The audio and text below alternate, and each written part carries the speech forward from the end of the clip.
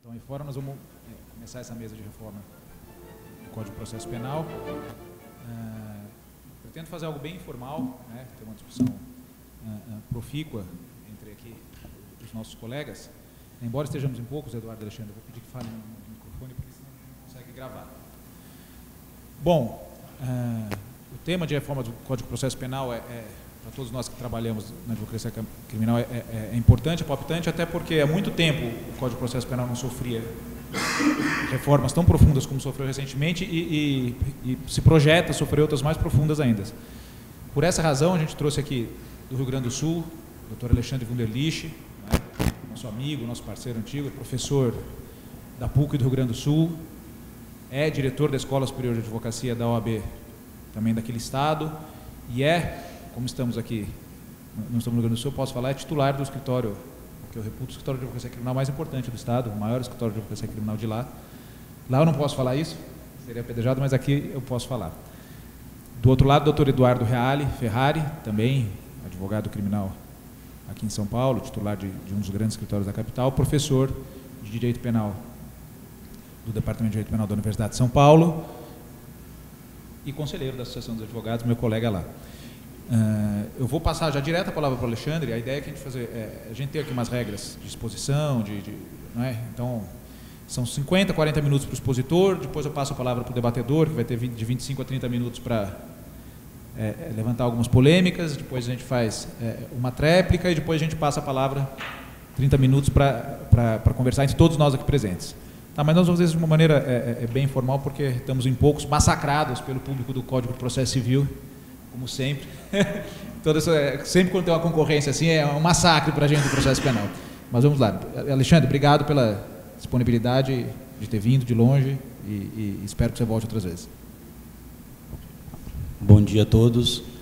É um prazer muito grande poder estar presente no evento, poder contribuir com a discussão da reforma do processo penal em marcha, como foi o título sugerido, e quero até fazer um pedido até de um maior diálogo, porque como nós temos um grupo pequeno, nós podemos até discutir pontualmente algumas questões. Tá?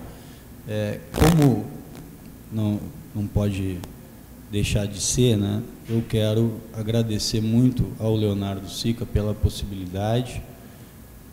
No Rio Grande do Sul, a ASP tem uma parceria muito grande com a Ordem dos Advogados, no oferecimento de cursos para todo o estado do Rio Grande do Sul, cursos telepresenciais.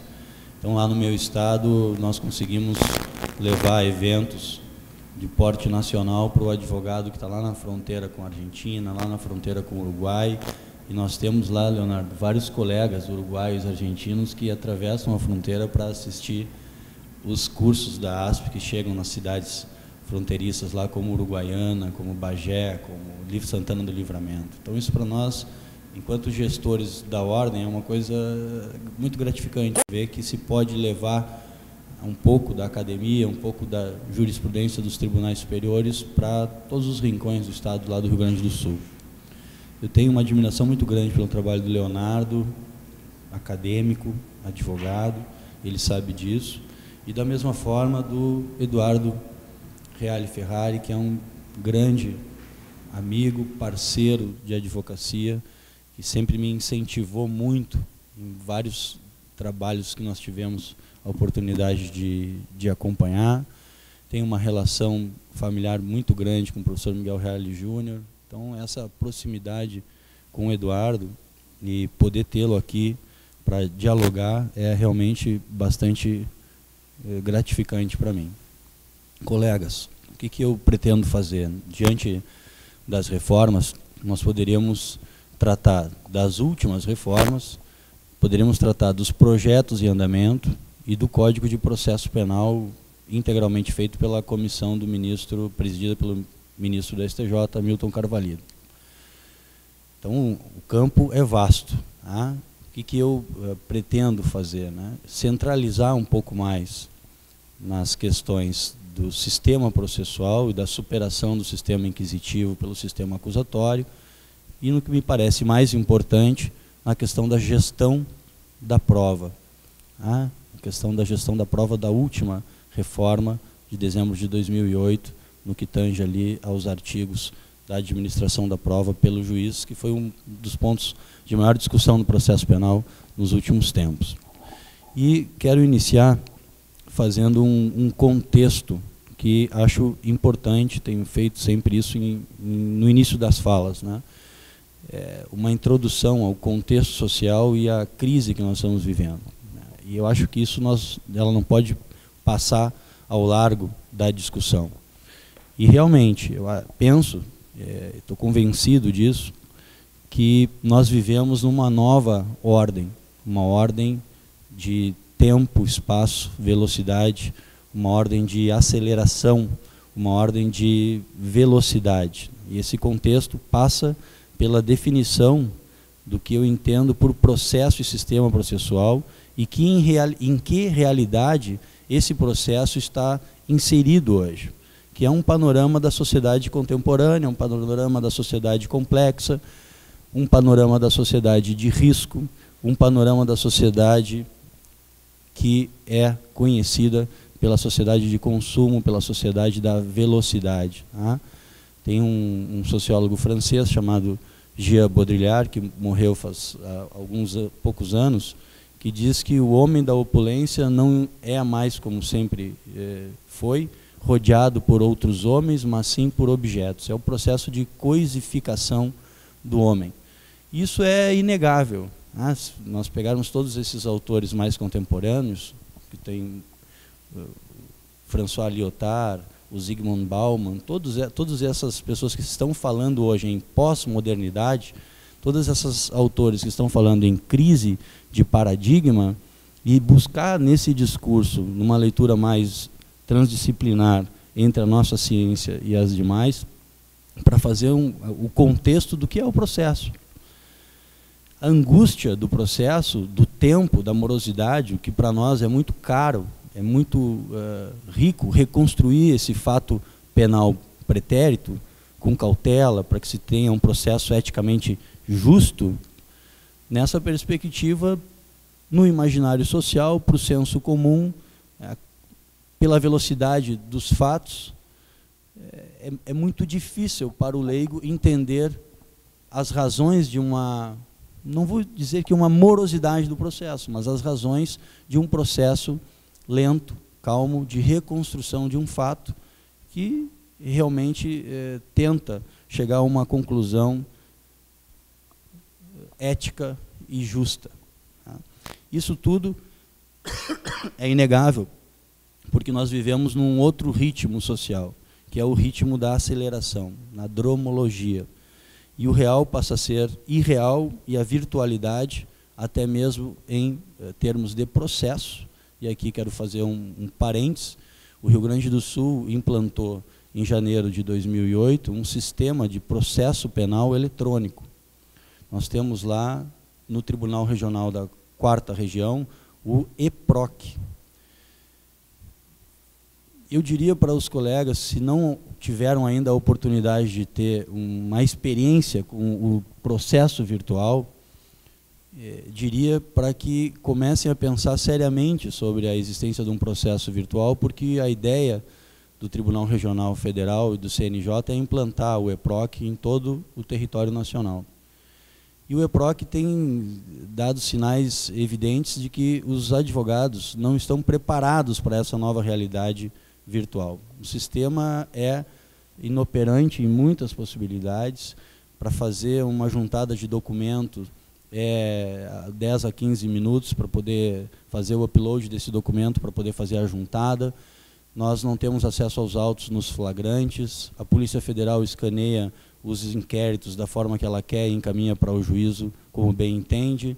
Os documentos originais ficam com os advogados ou com as partes, sob um compromisso novo nosso de juntar toda essa documentação no escritório. As intimações são virtuais.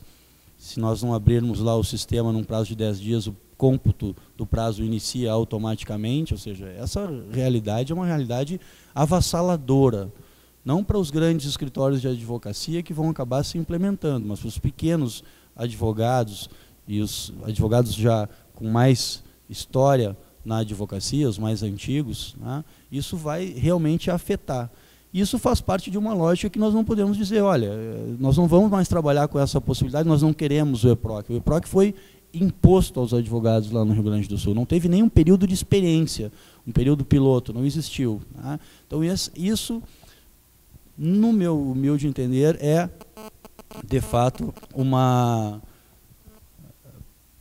um reflexo dessa sociedade contemporânea que cada vez mais nos mantém refém, né, do mundo virtual, dos e-mails e dos nossos compromissos aí na era da informática. Feito esse contexto, é evidente que todo esse discurso penetra nas nossas questões de processo penal e de direito penal. A sociedade consumista por excelência acaba, essa experiência foi possível fazer já em 1995 com a Lei dos Juizados Especiais Criminais, que acabou mercantilizando muito o conflito, acabou revivendo muito daquilo que ficava numa cifra oculta e que não vinha para o judiciário. Então essas últimas reformas, fazendo uma leitura assim, desde a Lei 9.099 de 95, demonstra a sumarização do processo, demonstra o fracasso e a falência, pelo menos na minha opinião, do que aconteceu com os juizados especiais criminais no Rio Grande do Sul e no Brasil, que eu tive a oportunidade de trabalhar na comissão do Ministério da Justiça de avaliação, ainda quando o ministro era professor Miguel Reale Júnior. Essas tentativas de negociar o conflito ou de se tentar chamar a vítima ao processo, na minha concepção, no âmbito dos juizados especiais criminais, é uma tentativa que não deu certo. As partes, na justiça consensual, acabaram por, justamente em razão, premidos pelas circunstâncias e pelo tempo, acabaram não dialogando. Toda a estrutura dos juizados, de chamar as pessoas para dialogar, as pessoas saem das audiências, conversam com os senhores e vão dizer, olha, o que aconteceu? Eu não entendi, de tão rápido que é o processo, que deveria ser um processo até com uma participação interdisciplinar, um processo de consenso, uma justiça dialogal. Isso não aconteceu por falta de estrutura do judiciário, por falta talvez de preparação dos mediadores. O juiz não é um mediador, o juiz é um decisor, muitas vezes a formação é essa. E já no início, então, no meio da década de 90, já haviam sinais desse processo de aceleração, esse processo de cada vez deixar mais sumário e, com isso, um déficit de garantias muito grande no âmbito do processo penal, que aconteceu nos juizados especiais criminais, na minha opinião, de uma forma muito nítida. Então, em tempos de crise, ainda existe a necessidade de se encontrar modelos. E eu já disse isso uma vez em Salvador para o Leonardo, que eu achava que a justiça criminal estava passando por um momento de crise e que nós estávamos buscando alguns modelos alternativos e que esses modelos alternativos tinham um grande apelo de marketing. Então, por exemplo, nós tivemos a justiça penal consensual. Nós começamos um processo de adjetivar a justiça. Então, a gente tinha a justiça criminal, agora a gente tem a justiça criminal consensual, a justiça criminal terapêutica, a justiça criminal das varas especializadas de colarinho branco, lavagem de dinheiro, sistema financeiro. A justiça criminal instantânea, um projeto do Rio Grande do Sul para tratar com infração de adolescentes e crianças. E quem quer uma justiça criminal instantânea? Né? E a que preço isso se faz? A justiça, passando por essa crise, e aí já adiantando, que no meu entendimento, nós não podemos ingressar nesse voo cego em busca de uma celeridade ou até mesmo no discurso da pós-modernidade. Nós temos uma formação que vem de um paradigma da modernidade, da razão, da certeza, da igualdade, tá? E talvez o nosso desafio, além de um desafio de resistência constitucional, seja justamente um desafio de reerguer os pilares da estrutura do direito na era moderna. Então, eu sou absolutamente contra essa sumarização, vamos dizer assim, dos procedimentos, essas reformas últimas que acabaram por fracassar, como eu disse, na década de 90. Por outro lado, nós não conseguimos superar ainda o ranço inquisitivo do Código de Processo Penal de 40. Entrando mais na temática, a gente tem percebido com uma certa harmonia com os outros colegas, professores e colegas que advogam na área criminal, que em que pese os esforços, em que pese os 20 anos da Constituição Federal, a gente tem sofrido muito ainda com um código autoritário, que é o código da década de 40, que tem aquela índole e aquela sua estrutura inquisitiva de origem até fascista. Por que isso? Por qual razão não há, depois de 20 anos da Constituição, uma superação do modelo inquisitivo? É inegável que a força da Constituição Federal de 88 sobre esses vetustos dispositivos do CPP. Mas é claro que ainda existem atores jurídicos, mesmo após esses 20 anos da Constituição, que nitidamente adotam o Código de Processo Penal em detrimento da Constituição Federal, muitas vezes em setores específicos do CPP. Setores específicos que eu comentava com o Eduardo, que é mais difícil de se mexer, Sérgio. Por exemplo, nulidades, prisão e recursos. As últimas reformas não tocaram nisso. E os projetos que vêm pela frente, me parecem também que não chegaram a abordar ainda como deveria ser, já os 3 pontos que eu chamo de pontos mais críticos da reforma do Código de Processo Penal. E acho que passa muito pelo que o magistrado, enquanto presidente da audiência, se sente, né? O juiz mais ativista é um juiz que sempre busca lá no Código de Processo Penal ou faz da Constituição uma leitura que ele bem entende para justificar os seus atos arbitrários, seus atos de poder, né?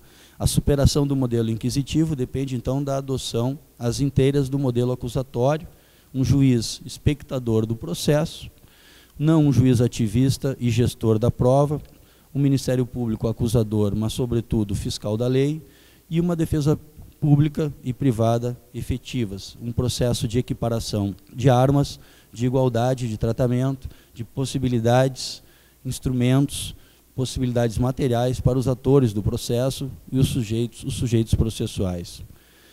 Isso está muito claro no referencial teórico que eu uso já há bastante tempo, que é o professor Luigi Ferraioli, que não é um processualista nem um penalista, é um filósofo, discípulo de Bobbio, e que trabalha no direito e razão as questões da paridade de armas. Então, acho que ser hoje, ou manter hoje, uma postura de um juiz espectador do processo, que nós já começamos agora com a última reforma, pelo menos a experiência que eu tenho lá no Rio Grande do Sul, diria que 80% dos juízes já não perguntam mais às testemunhas e acabam só fazendo o complemento. Mas ainda tem um resíduo lá de 20% a 30%, uma margem, que continua fazendo a audiência da mesma forma, presidindo a audiência, interrogando as testemunhas e, ao final, perguntando para o Ministério Público, para a defesa, se há mais algo a esclarecer.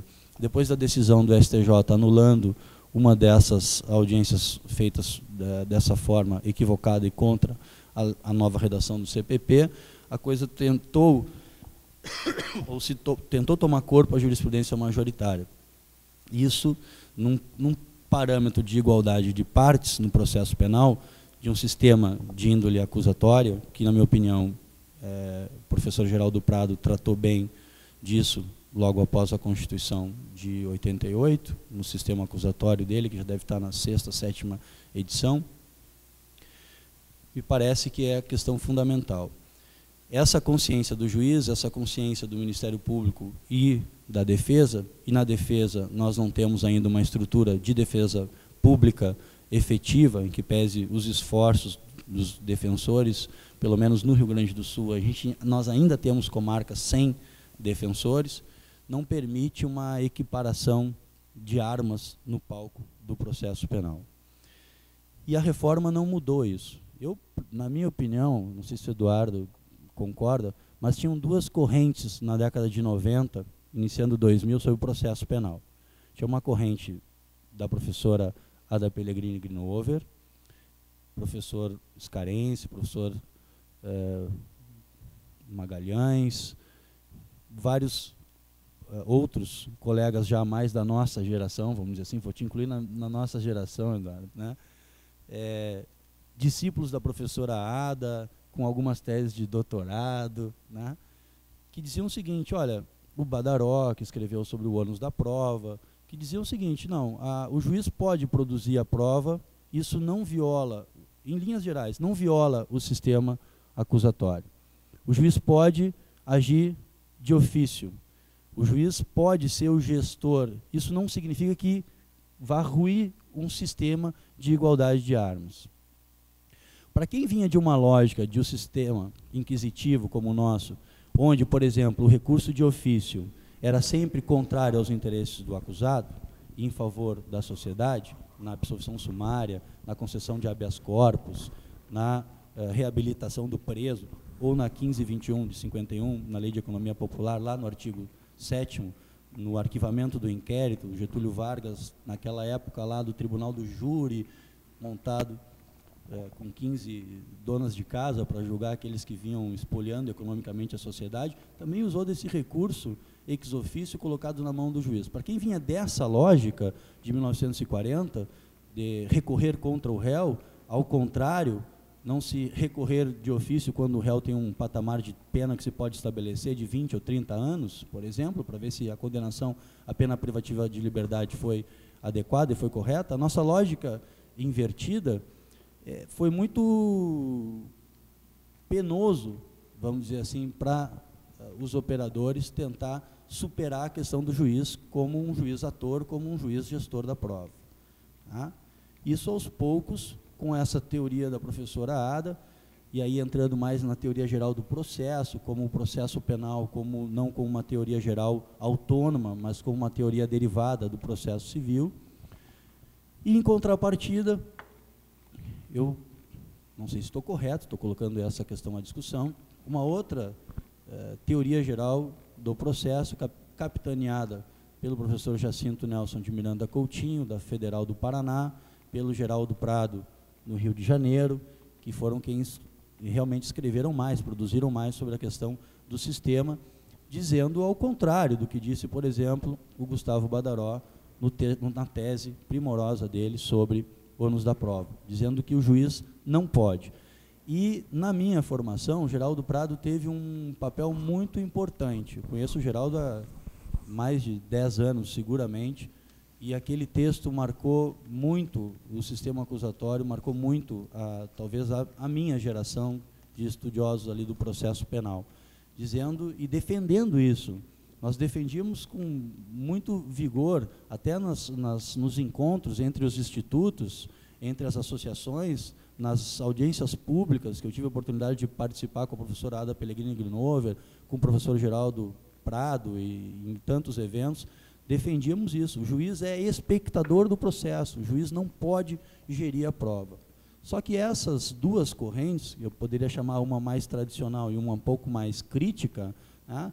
São Paulo e depois Paraná, Rio de Janeiro, com discípulos em todos os cantos do Brasil, essas duas correntes de processo penal acabaram desaguando na reforma legislativa de 2008 e, para mim, está absolutamente claro e nítido que o legislador, com a nova redação da 11.690 de 2008, definiu que o juiz pode gerir prova, sim. Tá? Então, a teoria do professor Geraldo Prado, as suas ideias não foram contempladas na reforma de 2008, de dezembro de 2008. E por que digo isso? Ora, poderia falar aqui, até separei alguns pontos da reforma, que eu acho que são importantes, e são muitos, né? Nós poderíamos falar 50 minutos só sobre o procedimento do júri, mas escolhi a questão da prova e a questão do sistema porque entendi ser mais relevante para trazer. Eu não acho que a reforma tenha sido um total fracasso, as 3 leis que entraram em vigência simultaneamente em dezembro de 2008. Acho que não.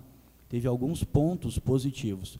Mas nós estamos pagando o preço, evidentemente, de uma reforma pontual, de uma reforma parcial. Tá? Exemplos, a resposta à acusação. Razoável, aumentou, pelo menos na experiência que eu posso ter, aumentou o número de absolvições sumárias, aumentou em alguns o exame que não era feito das condições da ação, preço, os 2 recebimentos. Tá? Nós temos 2 recebimentos da ação hoje, fruto dessa última reforma. Mas, pelo menos nas estruturas, nós não tínhamos ainda, como São Paulo, por exemplo, o carimbo, recebo a denúncia, cite-se, intime-se para o ato de interrogatório. No Rio Grande do Sul a gente ainda não tinha essa chancela, não era tão mecânico. E hoje, com a resposta à acusação, tem possibilitado, pelo menos pela pouca experiência que se pode ter, a rejeição de denúncia, por exemplo, quando existe uma denúncia genérica e um dos sócios é a esposa do responsável pela gestão da empresa, que não teve nenhuma atividade dentro da sociedade empresarial e que tinha outras atividades que naquele espaço pequeno dos 10 dias se pode comprovar documentalmente e ela acaba sendo excluída da ação penal. Então, acho que nesse primeiro passo da resposta à acusação é um ponto positivo. Acho que o interrogatório ao final do processo tem nos possibilitado um avanço no compromisso com a ampla defesa. Entendo que a forma de se perguntar nas audiências também são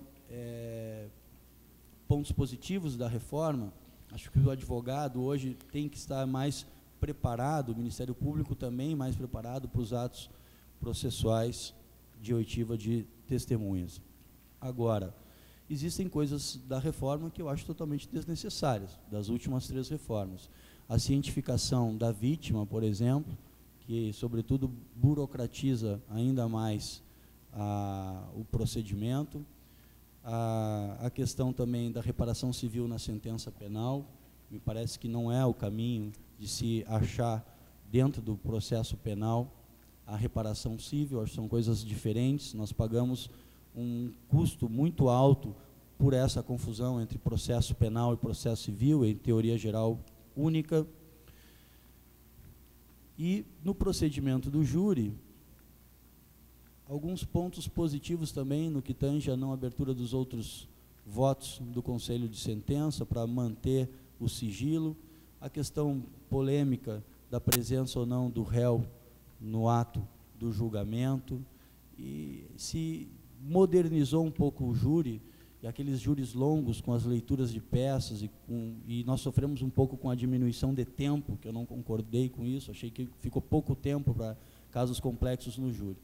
Então, a reforma, se fazendo um balanço genérico sobre ela, eu não acho que ela seja uma reforma totalmente ruim. Tá? Às vezes, em alguns pontos, ela poderia ter avançado mais e alguns pontos são desnecessários. A questão que eu trago à baila para exame é justamente a questão da prova. Tá? A questão da 11.690 de 2008. A nova redação do artigo 155. O juiz formará a sua convicção pela livre apreciação da prova produzida em contraditório judicial, não podendo fundamentar sua decisão exclusivamente nos elementos informativos colhidos na investigação. Exclusivamente. Ressalvadas as provas cautelares não repetíveis e antecipadas. Parágrafo único. Somente quanto ao estado das pessoas serão observadas as restrições estabelecidas na lei civil. Ou seja, o sistema foi mantido, o da livre apreciação judicial da prova, a persuasão racional do juiz, e evidente que se exige fundamentação sobre a prova valorada, o artigo 93, 9 da Constituição. Inova a legislação, atendendo à boa jurisprudência, que a prova deve ser tomada sob o contraditório judicial, e isso já é óbvio entre a prática forense. Veda o uso exclusivo da prova produzida inquisitorialmente nos elementos informativos colhidos na investigação. Aqui o melhor seria, na minha opinião, excluir o inquérito dos autos. Projetos antigos já nesse sentido, e como nós não temos ainda a reforma dos primeiros artigos do CPP no que tange ao processo de investigação criminal, é evidente que se não podia uma reforma pontual tratar da exclusão do caderno apuratório lá inquisitivo dos autos do processo, né? Isso é muito importante também no tribunal do júri, né? A gente sabe que a valoração que se dá à prova inquisitiva no tribunal do júri, diante da ausência da fundamentação, né, dos jurados, pelo voto sim e não, possibilitando a manutenção dos elementos informativos colhidos na investigação dentro do processo, no procedimento do júri, isso vai nos causar, como sempre tem causado, né, ao longo da história do tribunal do júri, um prejuízo muito grande. A nova legislação também assegurou que já existia desde há muito, né, que é o contraditório de um processo penal justo, porém a palavra exclusivamente acabou por liberar o magistrado para utilizar elementos informativos da fase inquisitorial ao proferir a sentença com base neles, desde que cotejados com outros elementos. O ato de investigação é mero ato de investigação, nada mais. Ato judicial é ato judicial, a reforma confunde dados importantes no meu ponto de vista. A nova lei não define o que sejam provas cautelares não repetíveis e antecipadas, tratando-as como expressões sinônimas. Perícias, dentre as quais se expõe o exame de corpo de delito, as imprescindíveis de realização apenas as perícias, tal como delimita o artigo 184 do CPP. A própria jurisprudência dos tribunais superiores sempre considerou as perícias como prova irrepetíveis, devendo ser tratadas, pois, como definitivas. Por fim, o 155, seu parágrafo único, conservou como exceção o sistema de prova tarifada do processo penal, estabelecendo que, aspas, somente quanto ao estado das pessoas serão observadas as restrições estabelecidas na lei civil. Temos, pois, como exceção, um sistema que determina que a prova do estado da pessoa deve ser feita de acordo com um modelo pré-determinado, a fim de que ela possa se atribuir valor. O STJ, inclusive, sumulou a matéria através do enunciado 74. E sobre a distribuição do ônus da prova e os poderes instrutórios do magistrado, que é a questão que eu pontuei no início, o artigo 156, com a nova redação, ficou da seguinte forma: a prova da alegação incumbirá a quem a fizer, sendo, porém, facultado ao juiz de ofício. E aí eu disse, e aquilo que eu disse que sepultou a tentativa de se ter um código com um magistrado meramente espectador e sem ação de ofício.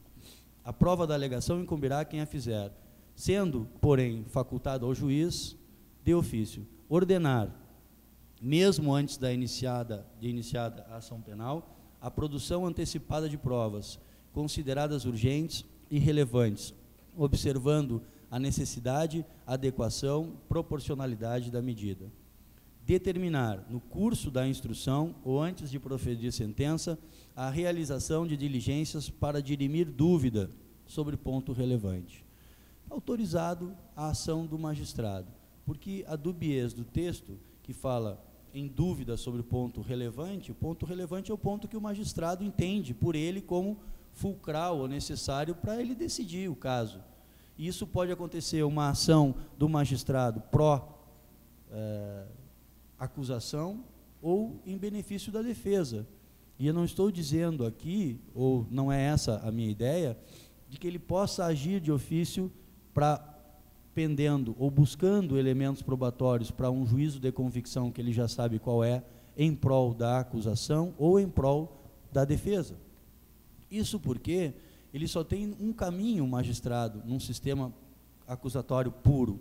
Ou ele define que o titular da ação penal é realmente o Ministério Público e cabe ao Ministério Público exclusivamente a produção da prova capaz de ensejar um juízo condenatório ao réu. E se o Ministério Público não produzir essa prova, cabe ao magistrado a absolvição pela falta de provas. E o defensor, que é inoperante, não cabe também ao magistrado produzir a prova ou transformar-se ele num defensor efetivo, não da legalidade, mas da gestão da prova em favor do réu, e em caso de ineficiência ele deve destituir a defesa e constituir uma defesa efetiva. Então, não penso que ele possa atuar de ofício nem mesmo em benefício do réu. Na questão dos recursos, por exemplo, o Júlio Maier, o argentino, tem uma posição interessante de que o recurso só poderia ser um recurso defensivo. Isso, o Ministério Público jamais permitiria, né, num país como o nosso, que o recurso fosse sempre um recurso defensivo. Essa leitura também foi feita pelo Geraldo Prado, seguindo o Júlio Maier, num sentido de que um recurso, a partir de uma absolvição, seria um duplo julgamento pelo mesmo fato. O Geraldo publicou isso num texto em homenagem ao professor, se não me falha a memória, Paulo Cláudio Tovo, lá do Rio Grande do Sul. Nem com essa posição eu concordo, de que, e a justificativa seria, não, mas o acusado contra o Estado teria, então, essa legitimidade de ação, né, recursos privativos da defesa, por exemplo, como foi o protesto por novo júri. Eu não concordava com essa posição do protesto por novo júri, achava que era um recurso, fui duramente criticado por vários colegas que atuam no júri, mas eu não via justificativa para recursos privativos da defesa, como, por exemplo, os embargos infringentes, né? Eu sempre defendi uma paridade de armas até nisso, até nos meios de impugnação e nas